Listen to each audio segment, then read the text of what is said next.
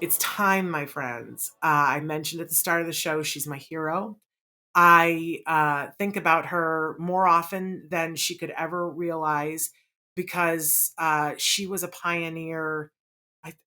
I'm sure she would say she wasn't the first pioneer, but I think she is one of the first pioneers who recorded what it was like. But she's going to tell us about others. Eustacia Cutler, she is amazing. She is, of course, Dr. Temple Grandin's mother, but in her own right, she has a Bachelor of Arts from Harvard. Hello. Let's not sneeze at that. She used to write school lessons for major TV networks. Did you know that? And she is an international speaker who has been at the forefront of talking about autism and social behavior and some of the confusions that people have about autism and the behavioral aspects of autism, some of which she's going to talk about right now. She has a second book that's coming out in September, which we're going to talk to her about. It's coming out from Future Horizons. You know, I love Future Horizons, and we'll talk a little about that. Her first book, A Thorn in My Pocket, which is her story about the period of time raising Temple and what it was like for the family. Absolutely amazing. I think it should be required reading. I want to welcome back to the show Eustacia Cutler. Well, thank you. Good Thank you. morning, and what a pleasure. And it's so great, Shannon, what you're doing. This is the most necessary thing of all because our children are stuck at a certain point, and the more we understand, the more we can help them get unstuck. And one of Amen. the things I found uh, in exploring the past, which is the book, what it's about, it's the social history of autism. I stumbled into something I hadn't realized before, and that is symbolic thinking. Uh, what we don't think of speech as symbolic. We just say, "Oh, it's natural. It's just what we do." It's not natural. It's learned, and we forget that what it really is we turned our little animal noises, our barks and our meows, uh, into tiny little sounds that we call words, and we strung them together and we talked. And when you look at our alphabet, we have 26 little symbols that stand for sounds, and with them, we can write what we think. This is very hard for a lot of autistic kids. They they don't get it at all. And one of the signs of it is how they play with toys. And one of the things you speak of Harvard, when I was there, I was fortunate. Eric Erickson was there for a stretch and was the most popular undergraduate course that they had there. And he was talking about identity and the life cycle. He began with children. Uh, and he said, the way children play with toys will be the way they play with thoughts. Mhm. Well, I began to pull that apart a bit. And I went to Dr. Catherine Lord, who uh, is a wonderful combination teacher and explorer.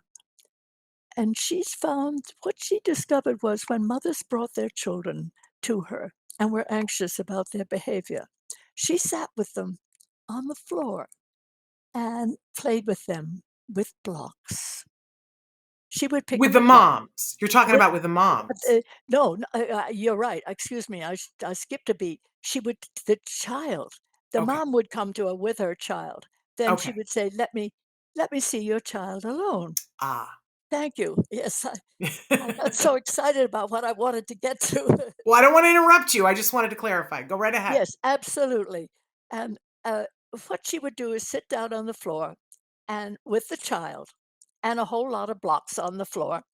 And she would pick up a block and swing it through the air. And she would say, Zoom, I'm a plane. Now, a lot of children, particularly a boy, who will pick up a block and push it across the floor and say, "Brum, I'm a truck." They have both of them made the block stand for an object, and they've also added the sound that that object makes. That's symbolic thinking. And a lot of autistic kids have trouble with that. And Kathy Lord told me, she said, when I see them start to line up their blocks, I know they're autistic. They do not understand symbolic thinking. They do not play symbolically. And then we both talked about the fact that uh, children draw symbolically. They make a square and then they put a triangle on top of it and they say, "That's my house." It's a symbolic drawing. Children who are autistic, who particularly those who have real art talent, will draw the scene. They do not symbolize it. That's fascinating, Eustacia. And Absolutely fascinating. I, I, I found once I began to understand that, which I hadn't really before, it gave me another way to look at the history of autism. How does this manifest itself in the past? And how is it showing up? Uh, how do we help our children once we understand that problem? Yes. And so this you've written a book. Tell us what the title of the book is. It's out in September, is that correct? That's right, yes. It's called Autism and Us, old as time. Autism has always been with us. Uh, we just didn't have a name for it. Uh, oh, you want me to plunge into changelings? Oh, well, first I wanna I do wanna talk about that, but I also wanna talk about one of the things that you say is that we need more precise information on autism, and I want you to talk a little bit about what you mean by that and guide us, Eustacia. Tell us what you think should happen. Well, exactly what you're doing now, Shannon, and what I hope I'm doing. The more you understand what's what's not working, the more you can help it to work. Because with little children, their brains aren't fully grown yet. And the way the promoters of our gene, I love the man who said about uh, about this, the genes. Uh, Autism is genetic, as we all know, but genes are not the predictable little persuasionists we thought they were. The way their promoters turn on and off depends on external experience. So, what you're trying to do is to get this child, we're the external experience for the child. So, once you begin to understand that, you think, okay, let's sit down and play with the blocks ourselves until, and they may catch on to the idea the brain isn't fully grown yet. It's in the process of growing. The autism hasn't fully settled in. And that's why it's important to know what your to know yourself, what the problem is and how to go about helping it. Yeah. It's interesting. We on tomorrow's show, we're gonna be talking a lot about perspective taking and what that means. And I think so often the world says, well, people who are on the autism spectrum have a disability as far as perspective taking, that they're not good at it. And yet, the more times I go around the sun, Eustacia, the more convinced I become that it is those of us who are not on the spectrum who have a problem with perspective taking, and that we don't do enough of what you just talked about taking a moment and see, investigating like the blocks first Yes. with our own perspective, but then thinking, what is it like for my child from their point of Yeah. view with their brain? I don't think we do enough of that. I And don't yet, either. Uh, and yet here it is, it's April Autism Awareness Month. We keep ringing that bell, you know, but we're not doing what you're talking about. no, but we don't do it if we don't know it. Yes. Because the problem is autism doesn't get us and we don't get autism. It's a double. It's a double whammy. Yes. Yes. So what do we need to do, Eustacia? Teach Well, us. I I would now, if I was with a child, I would do what Kathy did.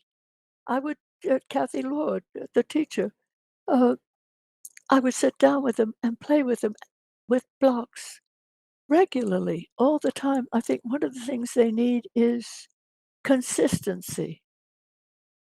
And with consistency, they get a certain sense of expectation. This is what we're going to do today. We're going to make these blocks stand for trucks, if there's a little boy. Uh, and where would you drive your truck? Now he's you've asked the child to make the block stand for a truck. He may not, but he may catch on, Mhm. particularly if you're making sounds with it. What does a truck sound like? You've got to guide them in. I love this. I don't know if you know this, Eustacia, but one of the big things that we do here on Autism Live is every year we put out a toy and gift guide.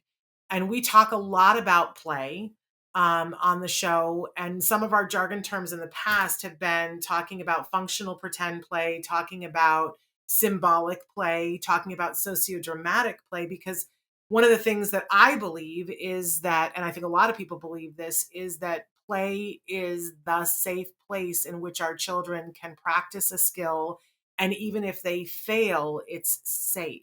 So I'm loving what you're saying about play. And that it can, because what I'm hearing you say is that it is a safe place to work on symbolism, which may be Yeah, difficult for our children, but that it's a safe place to do it. but there are a lot of that's one particular, uh, aspect, and I think the reason I wanted to tell you about it was because I didn't take it in till I began to study the past. Interesting. And so this book is coming out in September, and I know when I've talked to you before, you had brought up the wild boy Oh, of is yes. of Oh, Aveyron, is that correct? Am I saying Aveyron is, Aveyron? Aveyron, yeah. And Oh, and tell us a little bit about that because in your well, history, the social oh, history of autism, you talk a little bit about this. it's the first actual description recorded by a young doctor named Itard in France, in Aveyron, where this little boy turned up. And they, the, the neighbors had tried to kill him, the men Mm, had.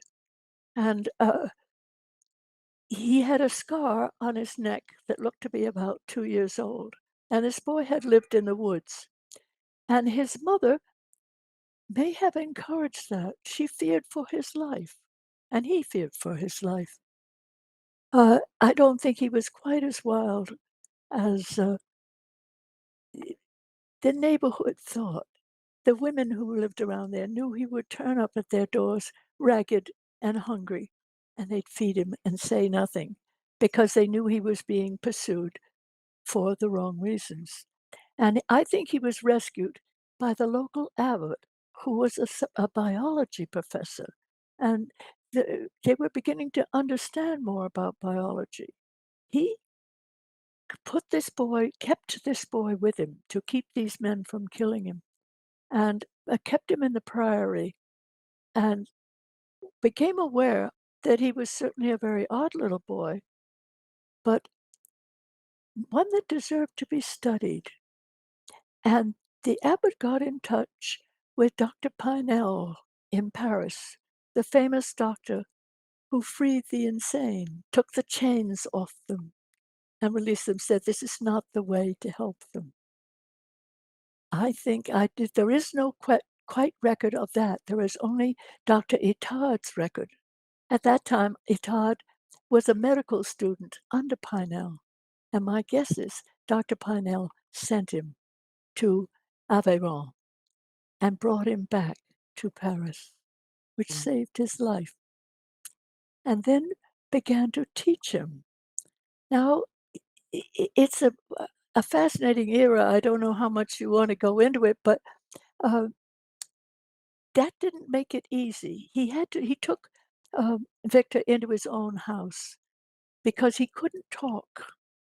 First, he thought he was deaf and put him in an institution for the deaf, and of course, he wasn't deaf, and he realized that, so he took him into his own house to live with him, and he thought he would now, the reason he wanted him to speak was the church said at that time, "If you cannot speak the word of God, you are not human." You know, the opening of the Bible says, "In the beginning was the Word, and the Word was with God, and the Word was God." Now, if you couldn't speak, you were not a member of God's community. So it was important to try to get Victor to speak. He couldn't, but he did establish him, and so did and Pinell must have been in on it. And one of the reasons I think so is the movie that was made about him that Truffaut. Yeah, Truffaut, Do you know who Francois Truffaut Truffaut. was? Yes, Truffaut, the Yes, movie maker, made a movie called L'Enfant Sauvage, The Wild Child, and he played the part of Dr. Itard himself. And fascinating. one of the wonderful scenes in it, and for anybody who's interested at all in autism, whether personally out of need or just in general, go find that film, The Wild Child, and the scene where Itard and Dr. Pinell talk about the child, and the child, for the first time, sees himself in a mirror. Mm, mm, And fascinating. How does he react? Because I haven't seen the movie, Eustacia. well, in the movie, he kind of puts his hands over it. Here's this image of himself, Interesting. but it was new to him, and he lived out his life with Dr. Itard and the housekeeper. And in It fact, I didn't know this until you had talked about this before, and then I looked it up a little bit, and I understand that Dr. Itard is considered the sort of the father of the thinking behind how we teach people who Yes, are developmentally delayed. That yes, some of the things that he did shaped how people uh, would go on to teach for centuries. yes, Uh, absolutely. And out of it also, I don't know how much it came for Victor, but for a lot of people who were born deaf, it was a boon was sign language, which developed about that time. and so interesting. So that's just one of the stories that you talk about in your book. Excuse me. What else? Uh, well, but one of the things that's on my mind now is how there are two legends about autism that seem to be circulating at the moment, and they're both wrong. And I don't know, I can only describe them. I don't know quite, maybe you'll have an idea of how do we go about it. But uh, the problem is people either see autism as some kind of strange and dreadful disorder you get if you get inoculations. Now, this didn't just start with COVID. This was there with measles a long time ago. I don't know where it comes from, but it's you don't want the dread disorder. Now, the other story about it is the entertainment story.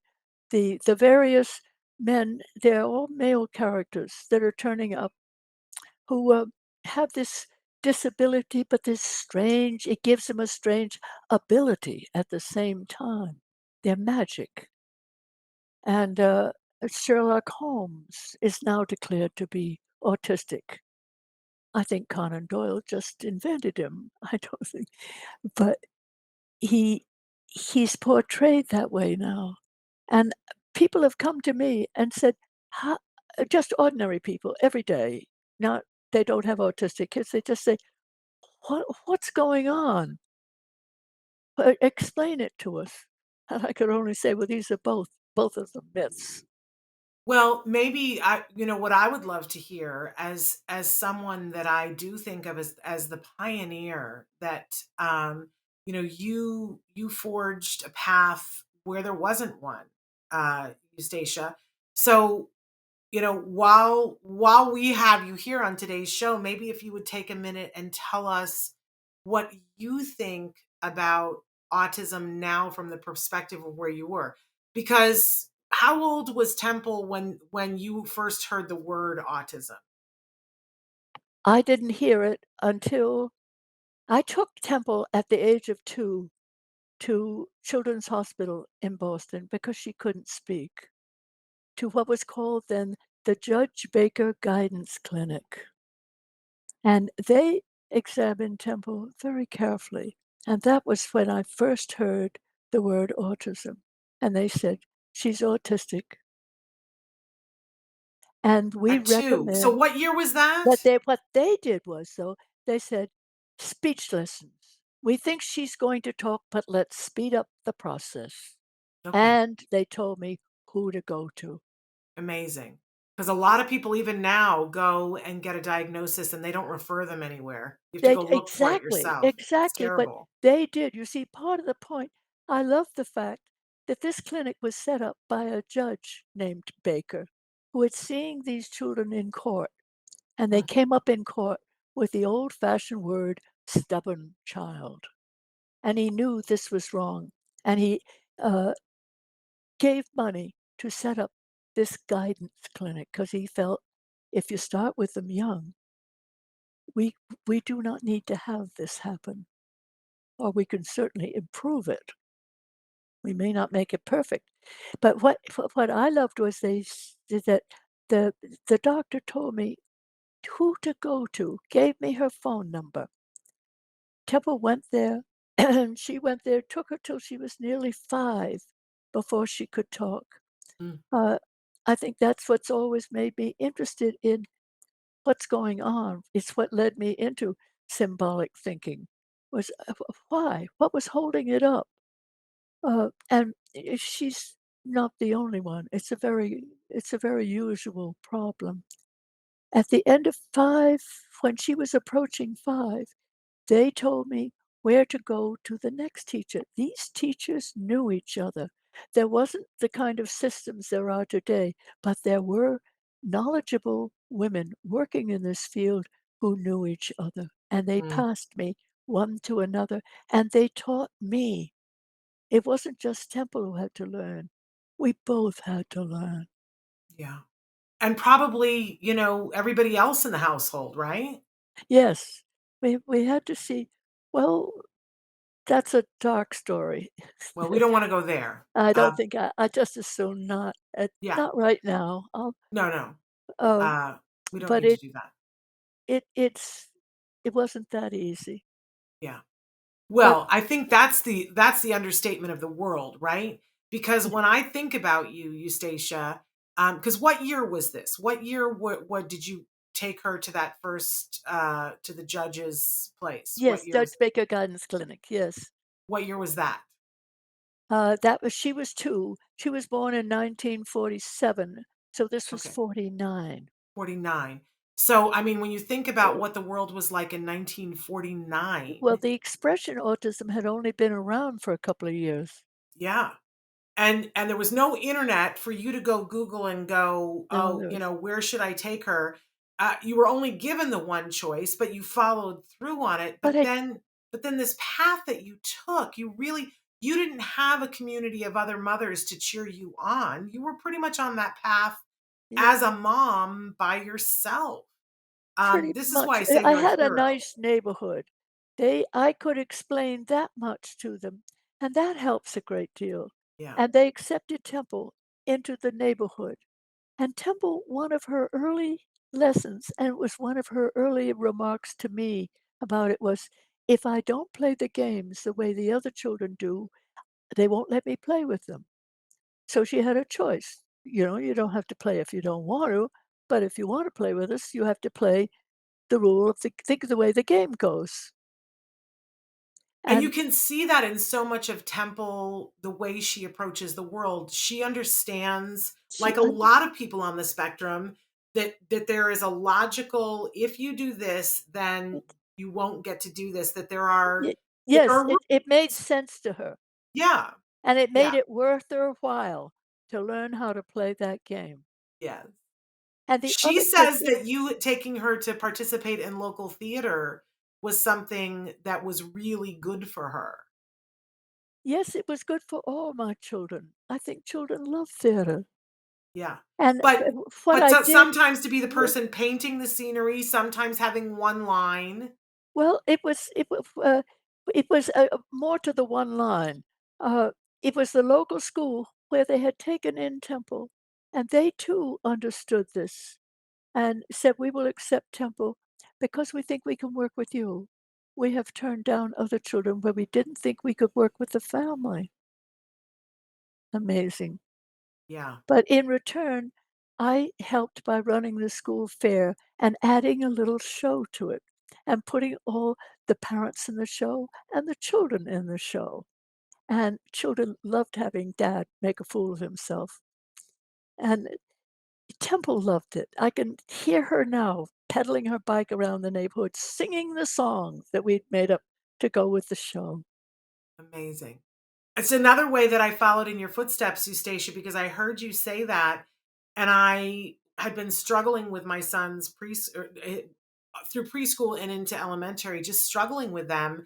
And my degrees are in theater. I have a BA and an MFA in theater, and I wasn't volunteering in that way at his school. So I went to my son's school and said, what do you need me to do? I can direct a play. And every year after that, I would direct a women in history play that the entire third grade would participate in. Yes. But I did that because you put that idea in my head that that was a Well, I better had way done to the same access the thing. I community. worked in the theater too.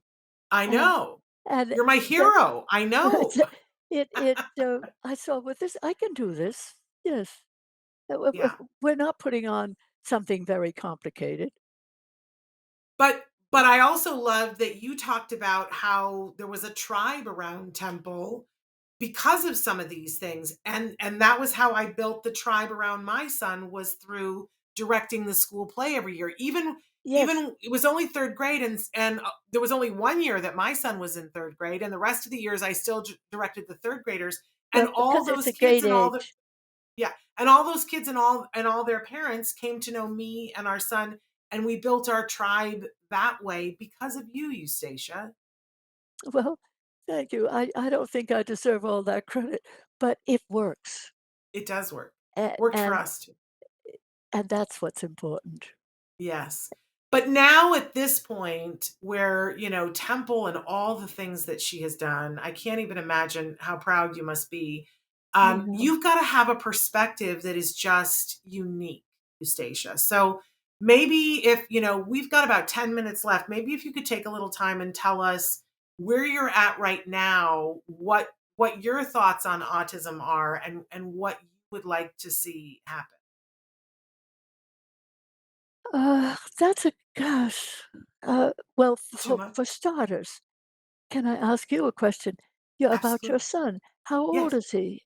So he's 18 now, and Oh, he's he's finishing his freshman year of college. oh, and And how did the getting in that's a wonderful area. Oh, you need to talk to Sally Burton Hoyle. She would love to hear from you. we actually had Sally Burton Hoyle on last year after you were on, Oh, and we had a wonderful discussion. And because my son was a senior in high school, and the last time we talked, you were like, "Oh, Shannon, you got to talk to her." And I did, and my son is doing great in college. And I feel like a lot of that was because I talked to her and knew the things to do for myself to be yes, ready to be of support. yes. But yes, we've been incredibly lucky in that we've had people like you to steer us as we've gone into different things, either things that you've said or people that you've said to go to. But my son was someone who was considered largely nonverbal. He had a couple of words that he would say, but they weren't purposeful. He would just repeat the word dog over and over and over again, Yeah. Eustacia. Yeah. And but now he is fully verbal in Beautiful. every way that there is verbal, not just vocal, but in all of those ways, and is studying to be a screenwriter. Ah. But you see, they can be guided out of the woods. Yes. And I think you bring up the theater. One of the things I found in studying the past was, yes, we began to develop science, and that helped. But where I found it most alive was in the Victorian novels. The novelists, they didn't have the name for it, but they made characters. If you look at Nicholas Nickleby, the Yeah. character of Smike, he's autistic. Wow. He Never saw doesn't that talk, before. he's not dumb. He's not by that I mean he's not, limited in any intelligence. He's Yeah. limited in the way of an autistic boy. Interesting. And Interesting. and then go read, it's in Our Mutual Friend, Jenny Wren, the doll's dressmaker. I Well don't know that. well, read it. Okay. The Go find it dressmaker. because you will the doll no, the doll's dressmaker. The doll's She made dressmaker. clothes for dolls. Okay. And there's a character in there that's on the spectrum? She is on the spectrum. Interesting. Jenny Wren, the doll's dressmaker. Interesting. And so what and that's Victorian era? Yeah, well, that's also Dickens. Oh, I didn't even know These that. both these characters, one is from, uh, Nicholas Nickleby, and one is from, Our Mutual Friend. Okay. I see. The title of it is Our Mutual Friend. But then I looked at, the story of, now his name is have I written it down somewhere? Because one of the things I find his name slide out of my head. Uh, he wrote, he wrote Bartleby the Scribner. Of, Oh, it's Melville, right? yes, Melville, that's Melville. just what I'm trying to say. Well, he's Asperger without any question, and Interesting. when you read Billy Budd very carefully, you think, "Why is he always portrayed as a grown man?" He isn't a grown man. It's described as not yet having a beard, and the old Mm, sailors call him Baby Bud, mm. and he can't talk, but he can sing, and he has certain traits you think, "He's Asperger." And a lot of these Asperger boys must have gone to sea because they'd be very good at knowing the ropes, and they would not be frightened to climb up a mast that's 3 stories high and hang on to the right ropes and get them through the storm. Wow. I'm gonna have to go back and look at all I mean, obviously, you're taking me back to 11th grade English with Well, Bartleby the yes, a Scrivener. little bit, I but need to I go went back and back and reread read it. them. It'll look different to you now from the way it I looked to you in 11th grade. I'm quite sure. Wow. Fascinating. And And so are in your new book, do you talk about all of these different yes, things? yes, I did. And gave a lot of time to, Billy Budd and to Bartleby the Scrivener That's because they're both tragic stories. mm, And somehow, Billy Budd story, I think, came out of a cousin of his who was on a boat where this hanging took place, and the cousin was bothered by it because they'd had to follow instructions from England in a war, and that he knew this it wasn't right to hang this boy, and I think the 2 of them talked it over, mm, and fascinating. it yeah, I did write about that because Oh, I thought this puts a whole other slant on the story, and when you go look at what you were probably taught in 11th grade is, "Oh, it's a battle between good and evil." yeah. No, it isn't. It's a much more subtle battle. Eustacia, it's that thing about, blowing the wig off, here. So, fascinating. So in September, this book is gonna come out, and tell us again what the title of it is? The title of it is Autism and Us, Old as Time, and then it will have a subtitle. I love the cover. See if I can find it. I have a printout of it. and maybe I can lay my hands on it. I love it. The cover's gonna have the handprints from 40,000 years ago all Oh, over it, reaching out to one. Hang on a minute, see if I can find it. Iggy Schmitz has written in and said, "Oh my And goodness, I and never the thought." undertitle is, a social history of autism. Yes. Iggy has written in and said, "Oh my goodness, I never thought I'd have the chance, but here you are, Eustacia. Thank you so, so very much to you and Dr. Grandin for all your wonderful advice." And they say, and Jane Austen novels are full of autistic characters. Pride and Prejudice Absolutely. has several. Now, see, help me because I'm a big Jane Austen fan. Who is on the spectrum in Pride and Prejudice? I don't get that, Iggy. Tell me who.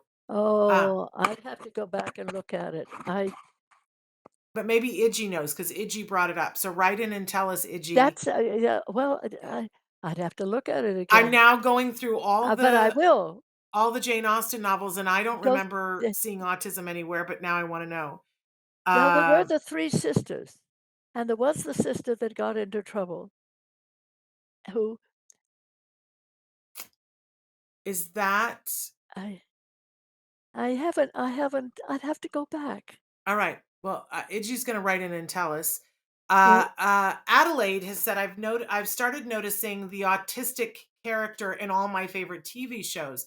They never yeah, state it outright, but the behaviors of the characters line up to a few. Absolutely. And now they're starting to identify storylines and characters, and they are starting to say this character is someone who has a diagnosis. But I agree, I now go back and look at a lot of things on television and go, "Oh, well, that character is on the spectrum."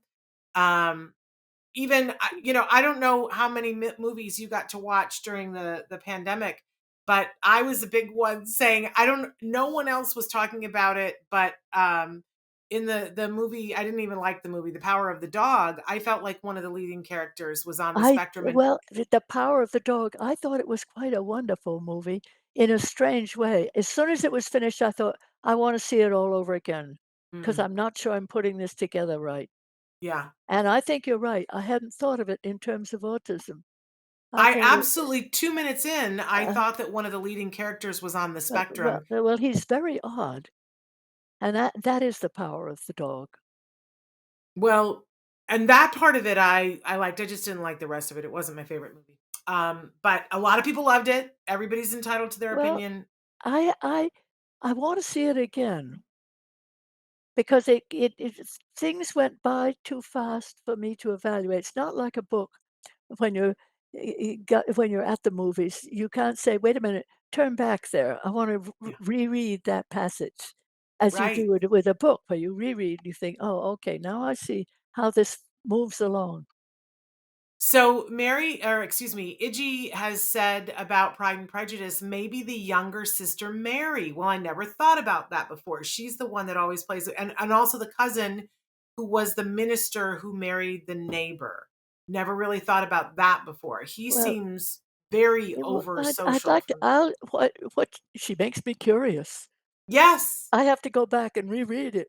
Yeah, I'm gonna have to go back and look at it too, but maybe I could definitely see Mary. I Well, don't know about the minister. I think I think by bringing these characters forward, it would be a great help just to the general population, because I can see the confusion, Yeah. and people have come and asked me directly, What are we supposed to think?" Yes. What are we supposed to think, Eustacia? Uh, well, for one thing, I firmly believe there are no answers. There are only choices, but you can change choices, and Absolutely. choices will change you, Oh, well. and And the on mo that note, Eustacia, we're out of time, unbelievably. Oh, thank you for giving me time. Oh my goodness, It's been we a have time for pleasure. you always, and I just adore you. I want to remind everybody that your new book is going to be coming out from Future Horizons. Yes. Your book, A Thorn in My Pocket, exists right now, and they can order it on Amazon, or you can always go to fhautism.com. That's Future Horizon Autism.com, and you can order Eustacia's books. You can order Temple's books. They tend to have the best books. I'm not saying that because my book is coming out from Future Horizons in July. That's Oh, just a yes, coincidence.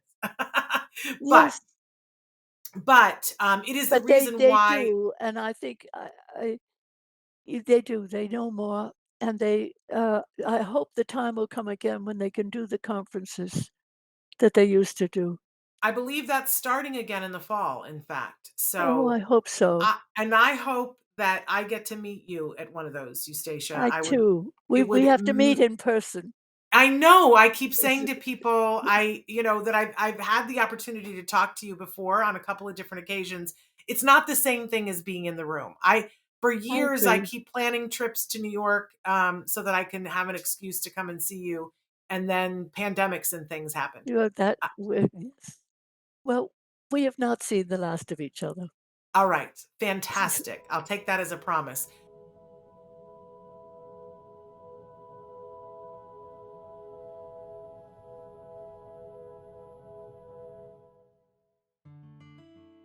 Thanks for watching Autism Live.